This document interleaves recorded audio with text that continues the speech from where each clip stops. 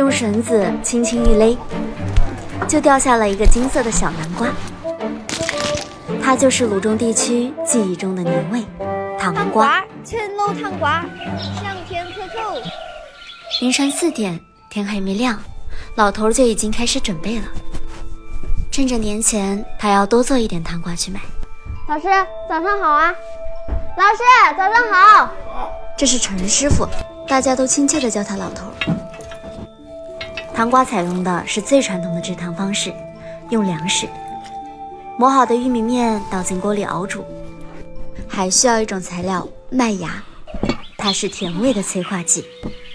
在古代，粮食不够吃，用宝贵的粮食做出来的糖就更是稀罕了。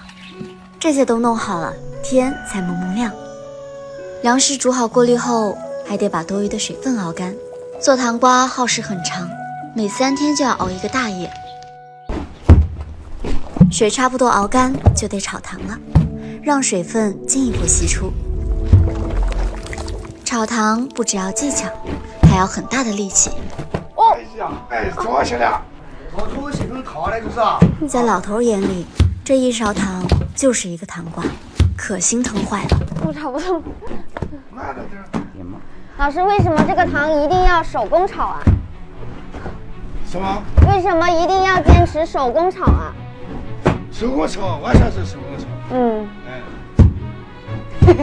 手工炒，5分钟就得换，5分钟换个班。炒糖是一场接力赛，几个师傅轮番上阵，不累，得持续1个小时，直到糖泡炸裂，爆出满屋的糖花，空气里都是甜丝丝的，就炒好了。接下来就得把糖搬到室外晾糖。热糖接触到冷空气，会快速由稀清变得粘稠。这就是最古老的粮食糖，它还有一个好听的名字，叫饴。这个吃过烟的，就吃1个，这个老人就基本上就行了。所以有的时候也会特意买给老人吃，很多时候老人不舍得吃，留给小孩解馋。含饴弄孙，就是冬日里最温馨的画面。等糖降温到软硬适中时，就开始拔糖了。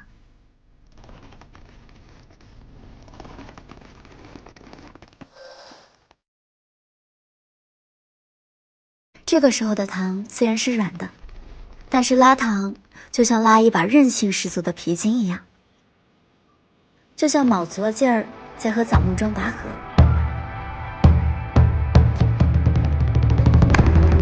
拔糖这一步其实体现了截然非凡的智慧。整块的饴糖肯定也有人吃过，硬得跟石头一样，而经过了9拉18折，就会不断的让空气进入到糖里，形成108个细密的气孔，这样饴糖就会变得格外酥脆，入口即化。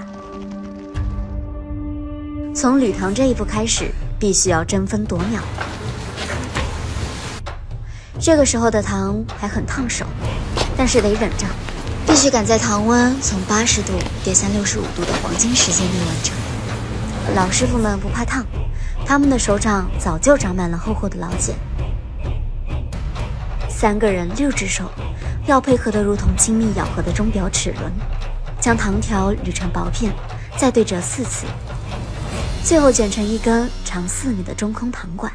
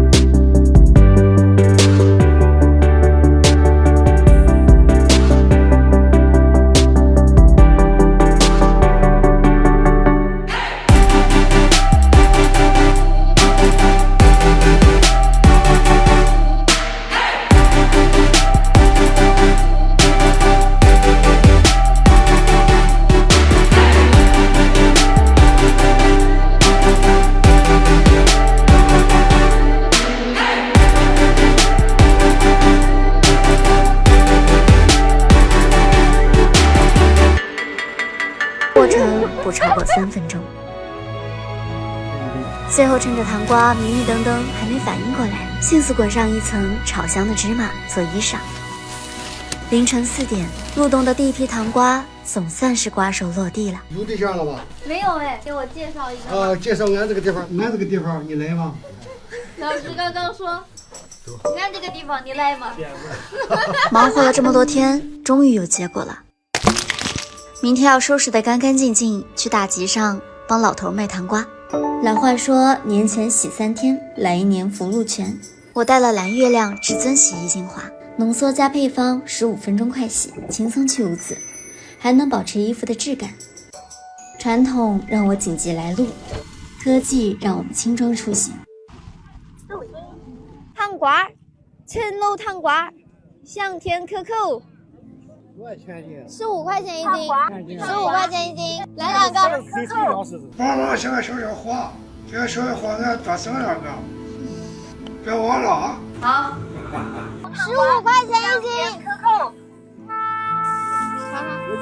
糖瓜，15块钱一斤。陈楼糖瓜，1年做2个月，糖瓜能卖多少钱？3年前的时候，几千块钱，几千块钱，几千，2000多块钱吧。2000多块钱，1年挣2000多块钱。我好意思啊！来2个。糖瓜，陈楼糖瓜，香甜。糖瓜，15块钱一斤。3亩地。哎，3亩地。那你1年靠种这些东西能挣多少钱？2000多块钱吧。那种糖瓜也是2000多块钱，那1年收入就4、5千块钱吗？收入1年多的收入3、4千块钱了。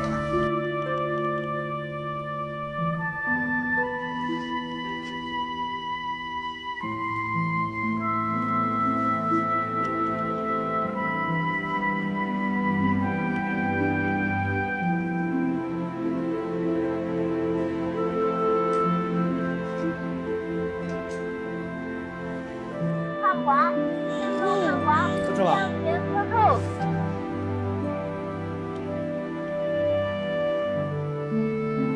我看了呀。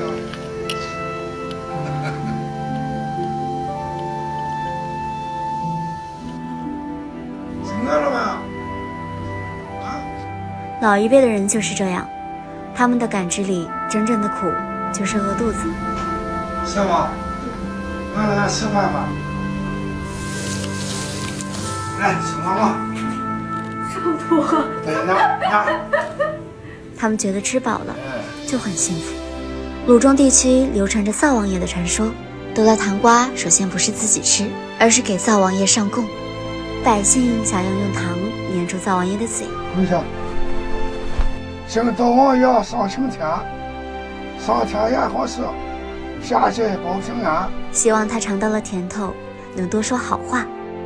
朴实的人们献上了最好的东西，想换的也就是平安。这个村子和很多村子一样，年轻人都出去了，留下的只有这些老人和糖瓜。老头做了一辈子的糖瓜，他觉得这是个好东西，还得要一直做下去，这样年轻人回来的时候还能尝到过年的味道，也还能尝到福气的味道。